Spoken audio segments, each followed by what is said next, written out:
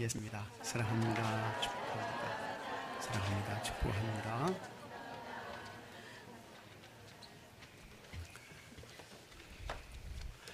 어떤 목사님께서 전라남도 여수로 가는 기차를 탔습니다.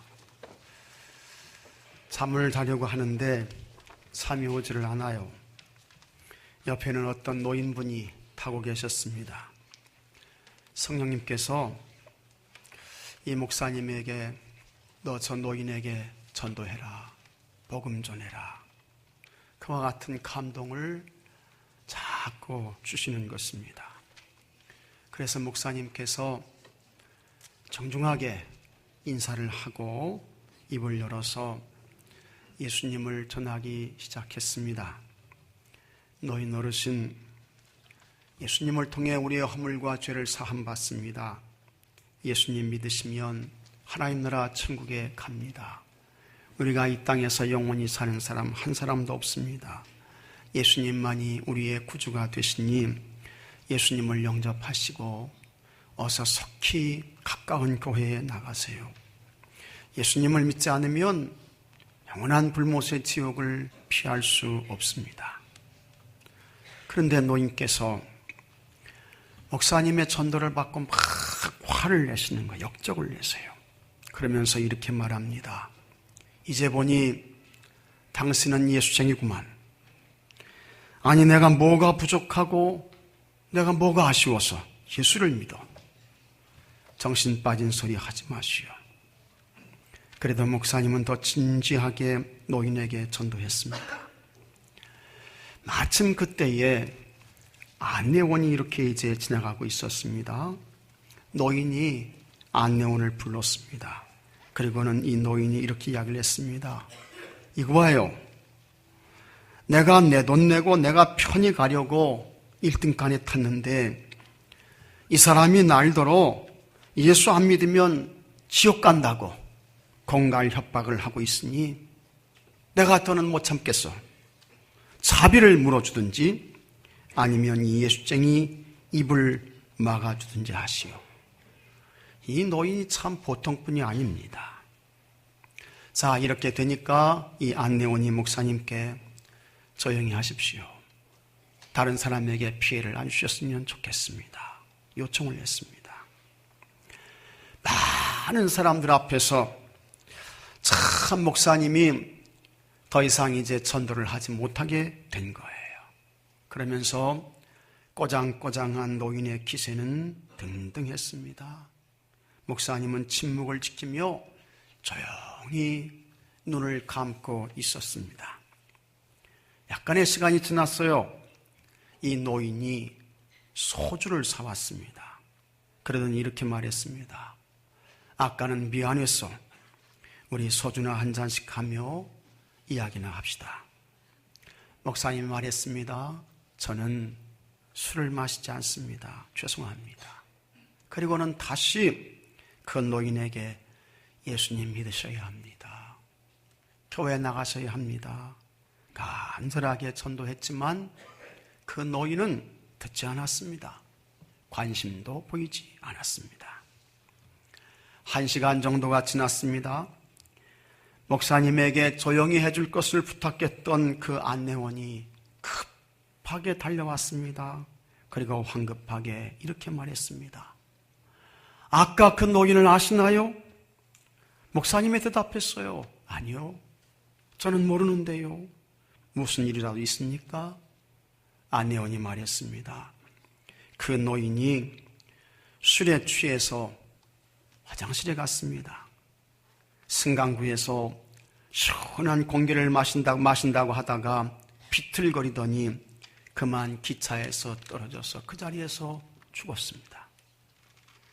목사님이 망치로 머리를 맞은 것처럼 충격이었습니다. 성령님의 감화 감동에 순종하지 않고 더 강력하게 복음을 전하지 못한 것을 뼈저리게 후회하며 회개했습니다.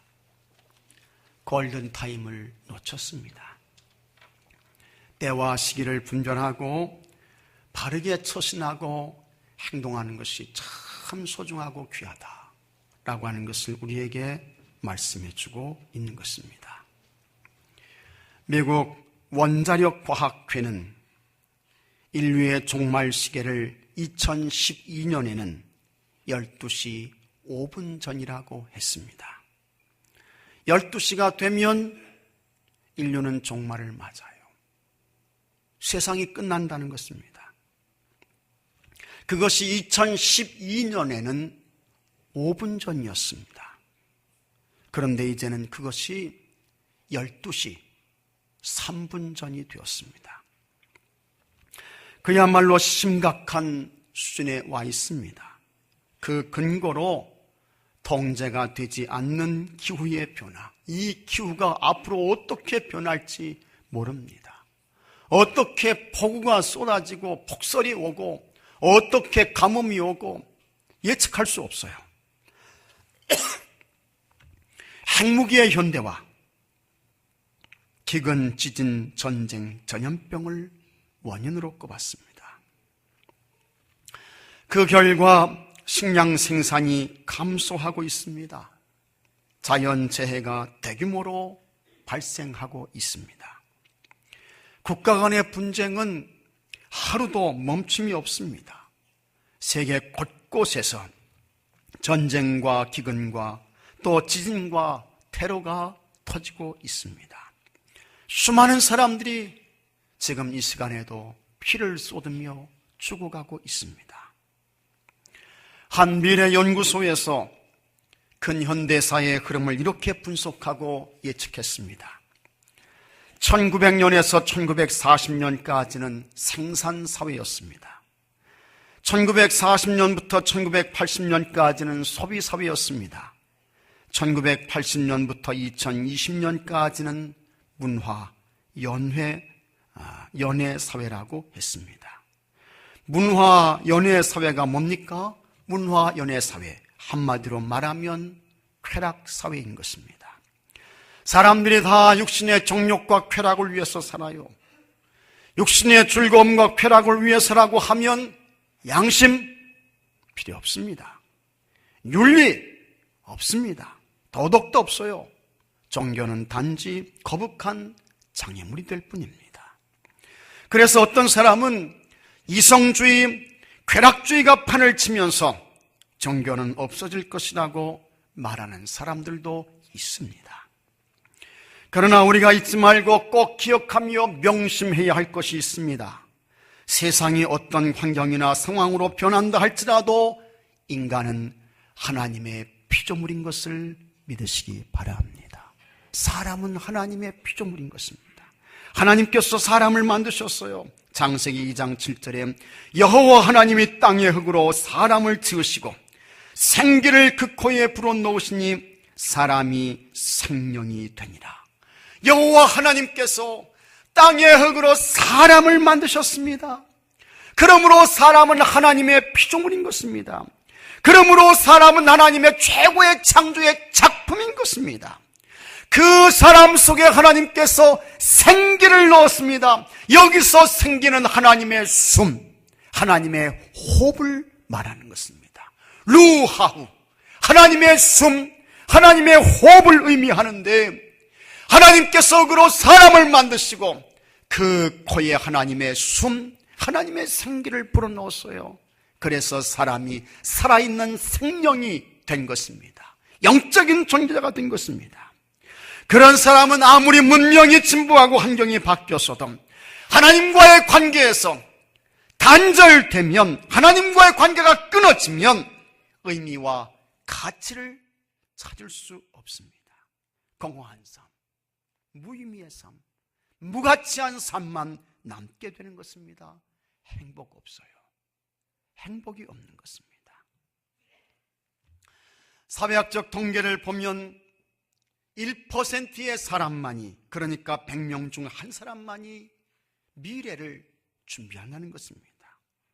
다 죽을 것인데 마치 죽지 않을 것처럼 산다는 것입니다. 그러면 어떻게 하는 것이 미래를 준비하는 것이며 어떻게 해야 의미와 가치가 있는 행복한 삶을 살 수 있을까? 오늘 예수님께서 그 첫 번째로 우리에게 말씀하고 있습니다. 마태복음 5장 3절에 심령이 가난한 자는 복이 있나니 천국이 그들의 것이며, 심령이 가난한 자로 살아야 그 인생이 행복하다라고 하는 것입니다. 현대인들이 가장 듣기 싫어하는 말이 있습니다. 그것은 아마도 가난이 아닐까 하는 것입니다. 왜냐하면 이 가난은 사람을 비참하게 만들어요. 사회악을 키우는 온상이 되는 경우가 많습니다. 그래서 어떻게 해서든지 사람들이 가난에서 벗어나려고 갖은 노력을 다하고 있습니다. 지난주 1월 16일 토요일이었습니다. 미국에서 1조 9천억 원의 파워볼 복권 추첨이 있었습니다. 사람들이 복권을 사려고 긴 줄을 서서 기다리며 복권을 구입했습니다. 당첨자가 3사람이 나왔어요.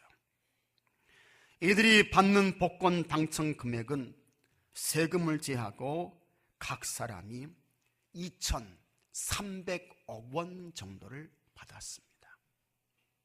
한 사람이 2,300억 원, 엄청난 양의 돈입니다. 이 정도면 개인으로서는 그야말로 꿈의 돈이 아닐 수 없습니다. 근데 오늘 뉴스 보니까 이 당첨자가 강도에게 총을 맞고 죽었습니다. 참 세상이 그냥 두지를 않습니다. 우리나라에는 로또 복권이 있습니다. 대부분이 힘들고 어려운 사람들이 이 로또 복권을 구입합니다. 그런데 여기에 심각한 문제가 있습니다. 전국에 습관적인 도박자가 약 200만 명 정도가 있는데 이 중에 3%면 약 6만 명 정도가 되는 것입니다.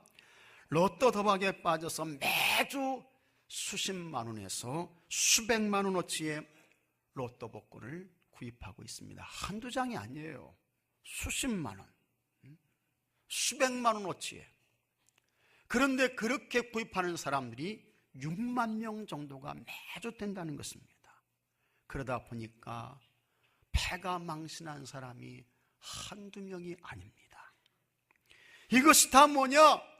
가난에서 벗어나서 인생 대역전을 한번 이뤄보고자 하는 것입니다. 그러나 우리가 여기에서 확실히 알아야 할 것이 있습니다. 롯데 복권은 일종의 투기입니다. 도박인 것입니다. 그러므로 중독이 되면 빠져나오는 것이 쉽지 않아요. 정말 어렵습니다. 그래서 아예 처음부터 정신 차리고 각성해야 되는 것입니다. 하나님께서 죄인된 인간들에게 이렇게 말씀하셨습니다. 창세기 3장 17절에 너는 평생에 수고하여야 그 소산을 먹으리라. 이것이 죄인된 인간들에게 하나님께서 정해주신 원칙입니다. 평생에 수고해야 그 소산을 먹을 것이다. 사도 바울도 다음과 같이 말했습니다.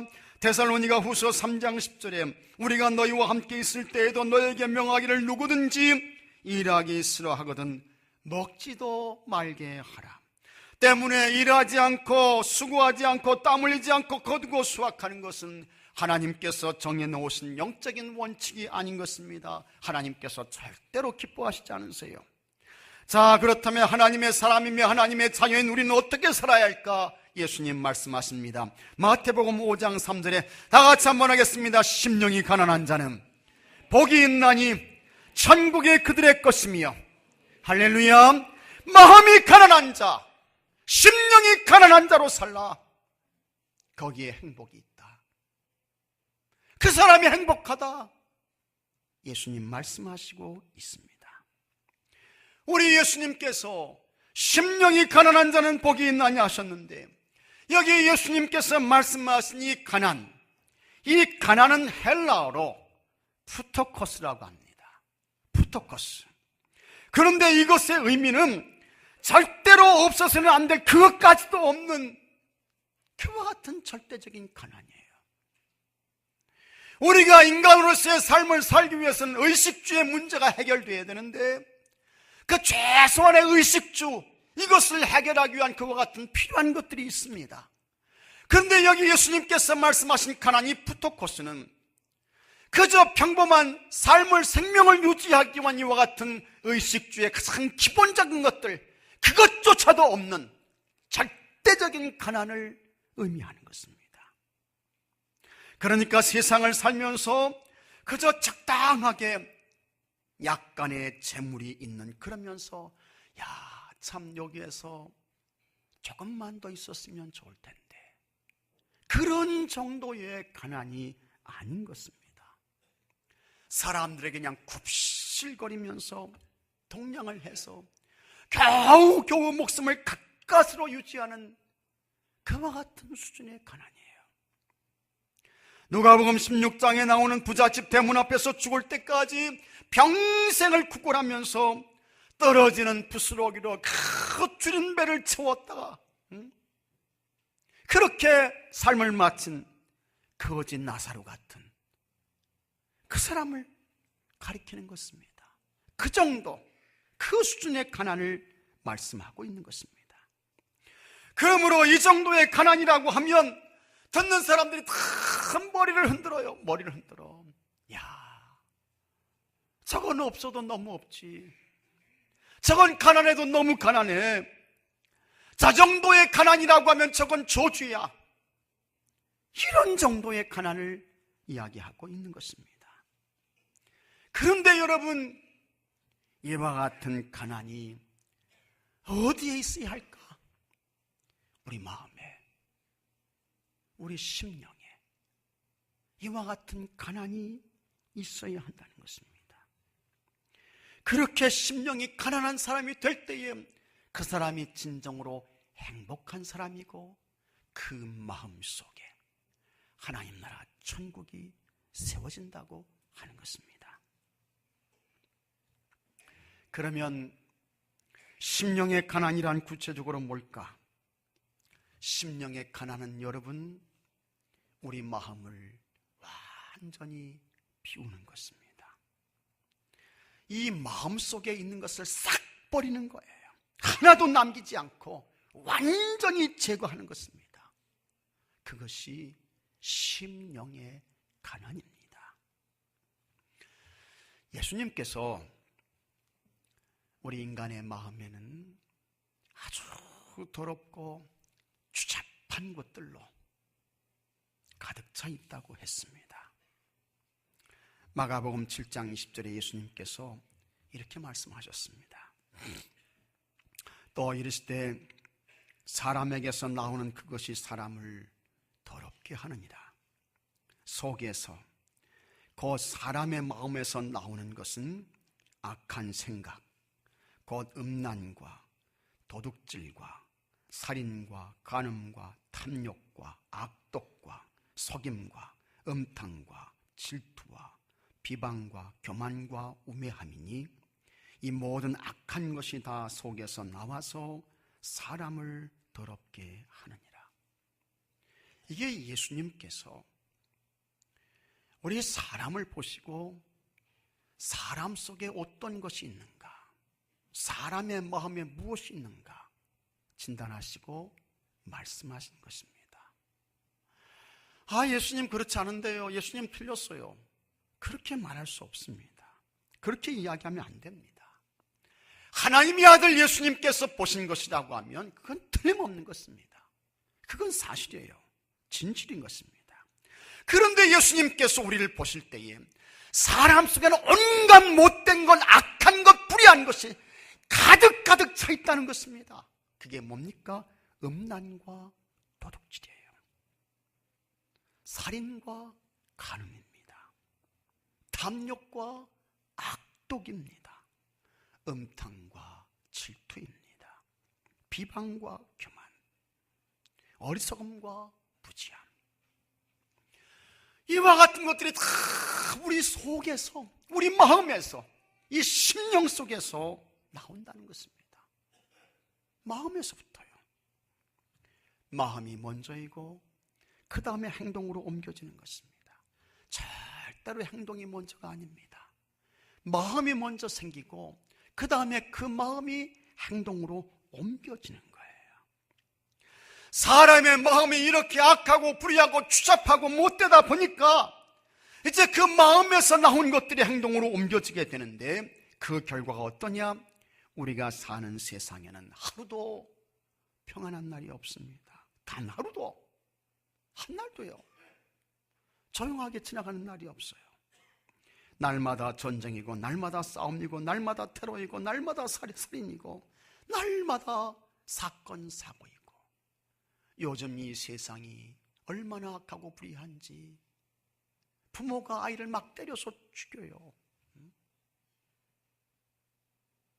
자녀들은 보험금을 노리고 부모를 죽입니다. 자식이 안 보이고 부모가 안 보이고, 그러니 일반 세상 사람들은 여러분 오죽하겠습니까? 보이는 것이 없는 거예요. 이게 다 우리 악한 마음에서부터, 못된 마음에서부터 이런 일들이 다 나오고 생긴다는 것입니다. 이런 곳에는 절대로 하나님 나라 천국이 세워지지 않습니다.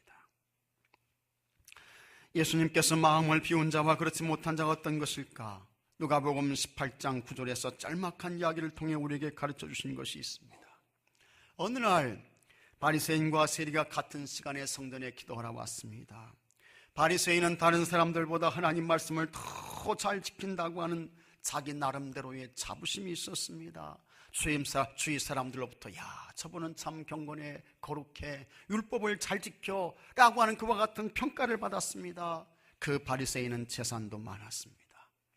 세리는 그 당시에 사람들로부터 엄청난 책망과 비난을 받았습니다. 나라를 팔아먹는 못된 인간이요, 백성들의 고혈을 짜는 흡혈귀 같은 종자요, 양심을 팔아먹는 쓰레기 같은 인간으로 취급했습니다. 그 세리 역시 돈은 많았습니다. 두 사람이 함께 성전에 기도하러 왔습니다. 바리새인은 아주 자신만만하게 성전 맨 앞자리로 왔어요. 두 손을 높이 들고 머리를 쳐들고 눈을 뜬 채 기도하기 시작했습니다. 그 기도 내용은 이런 것이었습니다. 하나님 아버지, 나는 세상 사람들과 구별되는 사람입니다. 도색하는 사람, 간음하는 사람, 악한 일을 행하는 사람과 저는 차원 근본이 다릅니다. 저는 일주일에 2번씩 꼬박꼬박 금식합니다. 11조는 지금까지 한 번도 빼먹지 않았습니다. 하나님 감사합니다. 하나님 감사합니다. 이 사람이 누구입니까? 이 사람은 하나님 앞에서 마음이 부한 자입니다. 하나님 앞에서 마음이 부한 자는 그 심령 속에 세상적인 것, 인간적인 것, 육신적인 것, 세상의 자랑거리, 그것들이 가득가득 그 마음과 심령 속에 차 있습니다. 여기에 대하여 유명한 기독교 변증가인 C.S. 루이스는 이렇게 말했습니다.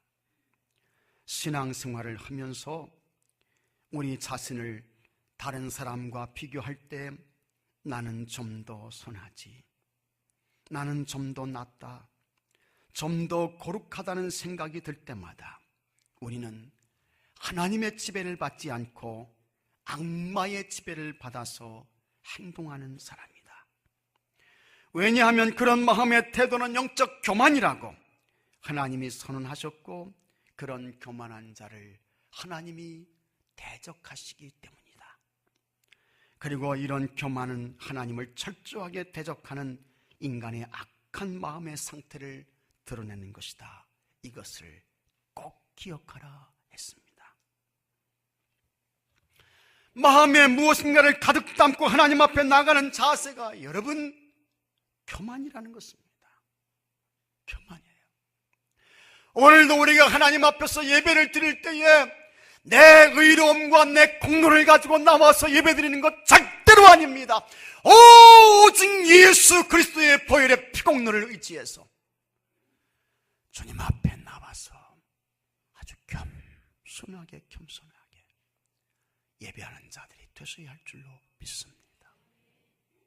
그 예배를 하나님께서 받으시는 거예요.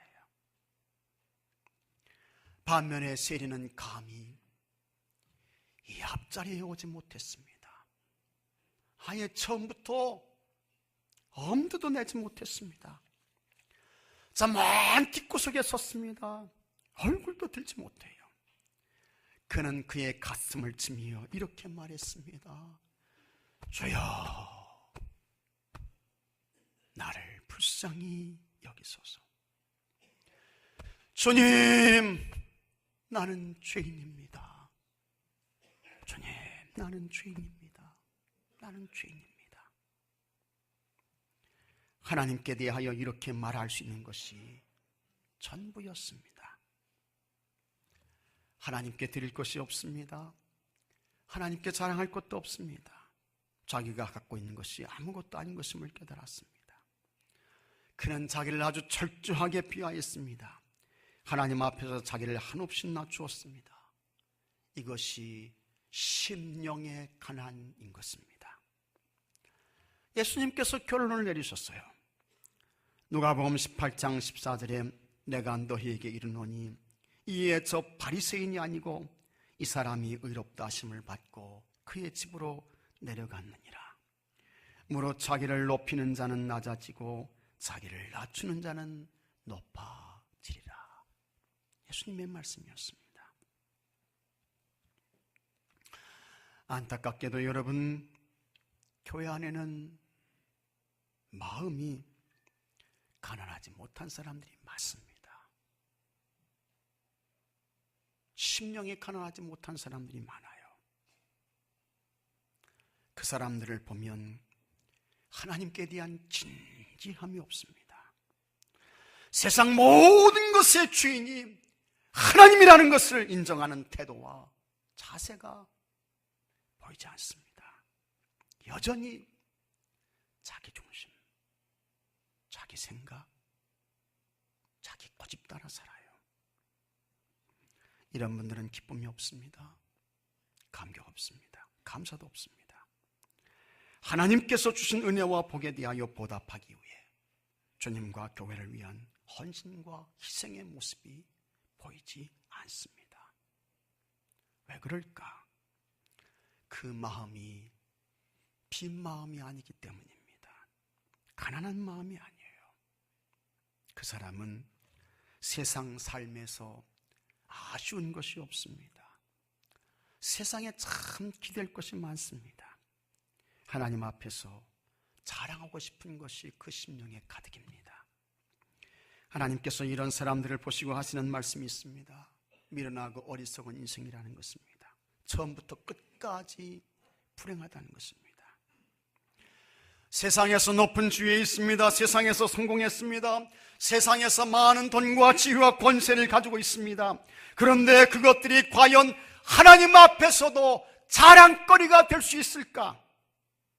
하나님 앞에서 여러분 그와 같은 세상적인 것들 자랑할 수 있습니까? 절대로 아닙니다. 사람에게는 대단해 보이고 사람에게는 그 사람이 위대하게 보일지라도 세상 모든 것을 창조하시고 그리고 아주 세밀하게 통치하시고 운행하시는 하나님 앞에서는 여러분 그거 별거 아닙니다. 진짜 아무것도 아니에요. 그 크고 높으신 만유의 하나님 앞에서 아무것도 아닌 것입니다. 아무것도 아닌 것입니다. 이것을 깨달았던 사람이 있습니다. 그는 사도 바울이에요. 바울이 예수님을 몰랐을 때는 자기는 대단한 것을 가지고 있는 줄로 알고 그는 교만했습니다. 그 바울은 정통 유대인 베냐민 지파에서 태어났습니다. 율법을 따라 난 지 8일 만에 할례를 받았습니다. 그는 히브리인 중에 히브리인이었다고 했습니다. 율법으로는 바리새인이었습니다. 그는 가말리엘의 제자로 율법을 공부했습니다. 율법의 박사였습니다. 뿐만 아니라 그 당시에 사람들이 다 갖기를 원하는 돈은 많은 돈을 지불해서도 갖기를 원하는 로마의 시민권까지 가지고 있었습니다. 이 정도면 엄청나게 탁월한 배경입니다. 당대 사람들이 부러워할 만한 위치와 규모에 있었습니다. 그와 같은 바울이 부활하신 예수님을 만났습니다. 예수님의 구속의 은혜와 사랑으로 구원받고 예수님의 사람이 되었습니다. 그랬더니 바울이 과거에 그에게 자랑거리였던 세상 것들이 다 뭐가 됐느냐? 아무것도 아닌 것이 됐어요. 빌립보서 3장 7절에 그러나 무엇이든지 내게 유익하다는 것을 내가 그리스도를 위하여 더 해로 여길 뿐더러 또한 모든 것을 해로 여김은 내 주 그리스도 예수를 아는 지식이 가장 고상하기 때문이라. 내가 그를 위하여 모든 것을 잃어버리고 배설물로 여김은 그리스도를 얻고 했습니다.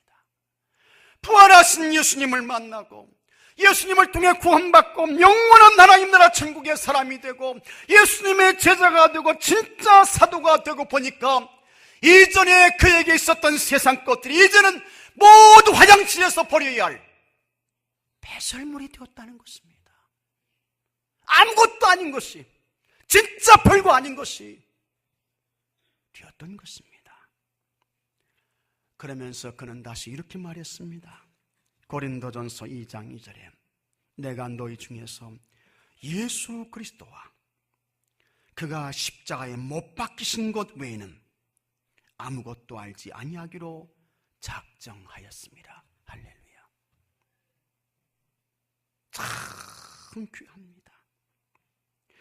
나는 예수 그리스도와 그가 십자가에 못 박히신 것 외에는 지금부터 아무것도 알지 아니하기로 내가 결심하고 작정합니다. 예수님만이 나에게 남는 분이며 예수님만이 나에게 영원하신 분이며 예수님으로만 내 마음과 삶을 채우겠습니다. 이와 같은 바울의 신앙의 고백이고 간증인 것입니다. 할렐루야. 있습니까 여러분? 이렇게 우리가 우리 마음에서 세상 것들을 비우고 우리 마음을 예수님으로 채울 때 예수님께서 주시는 은혜가 있습니다. 한번 같이 하겠습니다. 천국이 그들의 것이며, 다시 한번요, 천국이 나의 것이요. 할렐루야. 천국이 그들의 것이며 천국이 나의 것이요. 이것은 두 가지 의미입니다. 첫째, 구원받았다는 것입니다. 죄사함 받고 하나님의 자녀가 되고 영원한 하나님 나라 천국의 사람이 되고 영생의 사람이 된 것입니다. 여러분에게 세상 것을 비우고 예수님을 체험으로 인해서 이와 같은 구원의 확신과 감동이 충만하게 되기를 바랍니다. 둘째, 예수님의 지배와 통치를 받는 것입니다. 예수님이 우리 인생의 주인 되시는 것입니다. 예수님의 통치자 주관자가 되시는 것입니다. 그래서 예수님의 인도와 지시를 따라서 진짜 예수님의 사람으로 사는 것입니다. 그렇게 하니 하나님 나라 천국이 그의 심령 속에 이루어졌습니다. 마음의 천국이 세워졌어요. 심령의 천국이 이루어지니 평안합니다. 감사합니다. 행복합니다. 세상 것들이 마음에 가득했을 때 경험하지 못했던 희락이 있습니다. 감동과 감격이 있습니다. 이 사람은 세상 환경과 조건에 관계없이 100% 행복합니다. 예수님이 그 마음에 계시기 때문입니다. 여러분들이 다 이렇게 되기를 주의 이름으로 축복합니다. 이 세상 논리는 많은 것을 가져야, 힘을 얻어야 행복하다고 합니다. 그러나 예수님은 세상 힘을 빼고 비워야 행복하다고 말씀하십니다. 예수님 말씀처럼 우리 마음에서 세상 것을 비우고 그런 다음에 여러분의 마음을 예수님으로 가득 채우시기 바랍니다. 그래서 여러분의 심령 속에 하나님 나라 천국이 세워지게 되고 그 예수님과 함께 최고의 행복한 삶을 사시는 은혜가 여러분 모두에게 있게 되기를 바랍니다. 다 같이 기도합시다. 주님 감사합니다. 가난한 마음의 사람이 되게 해 주옵소서. 세상 것을 비우게 하여 주옵소서. 세상 것을 내려놓게 하여 주옵시고 우리의 마음을 비우고 그곳에 예수님으로 채워지게 하여 주셔서 진짜 우리의 삶 속에 우리의 마음에 하나님 나라 천국이 이루어지게 하여 주시옵시고, 우리 속에 계신 예수님과 함께 이 세상에서는 행복이 없는데, 평안이 없는데, 감사가 없는데, 평안이 없는데 예수님과 함께 진짜 행복한 삶을 사는 주의 성도들 되게 하여 주시옵소서. 예수님의 이름으로 기도합니다. 아멘.